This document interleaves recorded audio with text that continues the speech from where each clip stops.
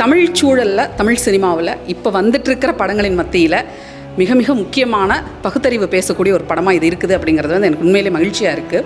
பெண் பார்வையில் இந்த படம் முழுக்கவே வந்து சொல்லப்பட்டிருக்கு அப்படின்றது வந்து ஒரு பெண்ணியவாதியாக கூடுதல் மகிழ்ச்சி எனக்கு தருது.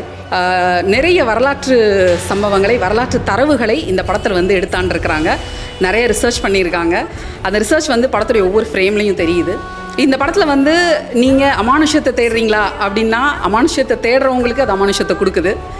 பகுத்தறிவை இந்த படத்தில் தேடணும் அப்படின்னு நினச்சி வர்றவங்களுக்கு பகுத்தறிவை தருது.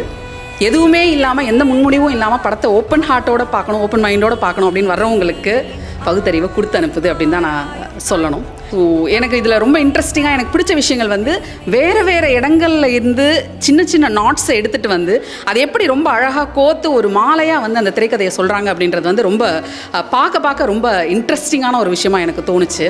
ஒரு வரலாற்று ஆசிரியராக அந்த படத்தில் இருக்கக்கூடிய ஒவ்வொரு கேரக்டரையும் வந்து எனக்கு அந்த கேரக்டர், அந்த பெயர்களை வரும்போது டக்குன்னு அந்த கேரக்டர் வந்து எனக்கு கண்ணு முன்னாடி வந்து போகுது.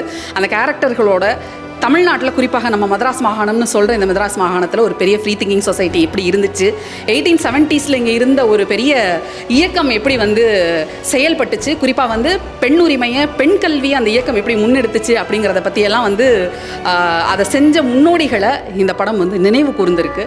Which is such a great thing. நம்ம சொல்கிறோம் இல்லையா, பகுத்தறிவு இயக்கம் அதிலிருந்து தான் வந்து தமிழ்நாட்டில் வந்து பகுத்தறிவாதமே தொடங்குச்சு அப்படின்னு சொல்கிறது எல்லாம் கிடையாது. அதுக்கு முன்னாடியிலே இருந்தே பல காலமாக பகுத்தறிவு இங்கே பேசப்பட்டுக்கிட்டே தான் இருக்குது. குறிப்பாக என்னை பொறுத்த வரைக்கும் நான் எப்படி சொல்லுவேன்னா, இதை கிறிஸ்தவ மிஷனரிகளுடைய பங்கு வந்து இதில் ரொம்ப முக்கியமான ஒரு பங்காக நான் இதில் பார்ப்பேன், கிரிட்டிக்கல் திங்கிங்கை. ஏன்னா வந்து நம்மளுடைய மொழி குடும்பம் தொடங்கி நம்மளுடைய லிங்குவிஸ்டிக் ரூட் எங்கேருந்து தொடங்குனது அப்படின்றதுல இருந்து வரலாறை எப்படி உற்று நோக்கணும், சோஷியாலஜியை எப்படி பார்க்கணும், நம்மளுடைய சிஸ்டமை, நம்ம இருக்கக்கூடிய இந்த சொசைட்டல் சிஸ்டத்தை எப்படி பார்க்கணும், அதை எப்படி கேள்வி கேட்கணும், ஏன்னா ஹவு டு குவெஸ்டின் அப்படிங்கிற ஒரு விஷயத்தையே வந்து நமக்கு வந்து கிறிஸ்தவ மிஷனரிகள் சொல்லிக் கொடுத்தாங்க அப்படின்னு தான் நான் நினைப்பேன். மேபி இது ரொம்ப ப்ரீச்சியாக கூட தோணலாம். ஆனால் கால்டுவெல்லை மறுத்துட்டு நீங்கள் இன்றைக்கி தமிழை பற்றி பேச முடியாது. ஜியு போப்பை மறுத்துட்டு நீங்கள் இன்றைக்கி தமிழை பேச முடியாது. அதே போல் அத்திப்பாக்கம் வெங்கடாசலத்தை மறந்துட்டு நீங்கள் இன்றைக்கி ஃப்ரீ திங்கிங்கை பற்றி நீங்கள் பேச முடியாது. அப்போது உலகம் முழுக்க இருந்த எல்லா ஃப்ரீ திங்கர்ஸையும் எப்படி வந்து ஒன்றிணைஞ்சு ஒரு புள்ளியில் இருக்கக்கூடிய எஸ்டாப்ளிஷ்மெண்ட்டை, இங்கே இருக்கக்கூடிய சாதிய சிக்கலை, இங்கே இருக்கக்கூடிய சுயமரியாதையை எப்படி இவங்க பேசினாங்க அப்படிங்கிறது வந்து இந்த படத்தில் ரொம்ப அழகாக, ரொம்ப சட்டிலாக, ரொம்ப ஃபைனாக வந்து சொல்லப்பட்டிருக்கு. It is not a preachy movie. உங்களுக்கு வந்து யாரோ ஒருத்தர் மேடையில் ஏறி நின்றுட்டு மைக்கை பிடிச்சிட்டு கத்திட்டே இருக்கிற மாதிரியான அரசியலை இந்த படம் பேசலை. இது பேசி இருக்கிறது ரொம்ப நுட்பமான ஒரு அரசியல். சமகாலத்தில் நமக்கு நடந்துட்டுருக்கிற, நம்மளை சுற்றி நடந்துட்டுருக்க பல பிரச்சனைகள், அதில் ரொம்ப முக்கியமான ஒரு பிரச்சனையை தொட்டு பேசியிருக்கிறாங்க. அதை நம்ம கண்ணை மூடிட்டு நம்ம கடந்து வந்திருக்கிறோம். அதை நம்ம வந்து ரீவிசிட் பண்ணணும் அப்படின்னு ஒரு சின்ன சிந்தனையை, ஒரு சின்ன பொறியை நமக்குள்ளே உருவாக்கி இருக்கு.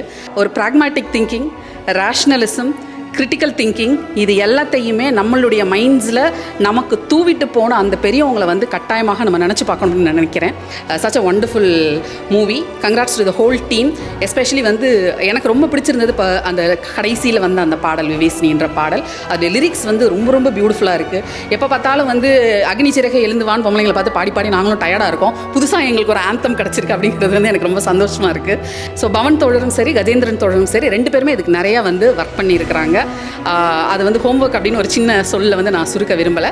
இதற்கு பின்னாடி அவங்களுடைய உழைப்பு, அவங்களுடைய உணர்வு வந்து நிறையா இருக்குது அப்படிங்கிறத என்னால் நிறைய இடங்களில் புரிஞ்சிக்க முடியுது. படத்தில் அங்கங்கே வந்து டயலாக்ஸில் பகுத்தறிவு வந்து அப்படியே தூவிட்டே இருக்காங்க. அங்கங்கே வந்து ரொம்ப சட்டலாக நீங்கள் நுணுக்கமாக கவனிச்சிங்க அப்படின்னா ஒரு பகுத்தறிவாளராக இந்த படம் வந்து உங்களை கட்டாயமாக ஈர்க்கும் அப்படின்னு நான் நம்புகிறேன்.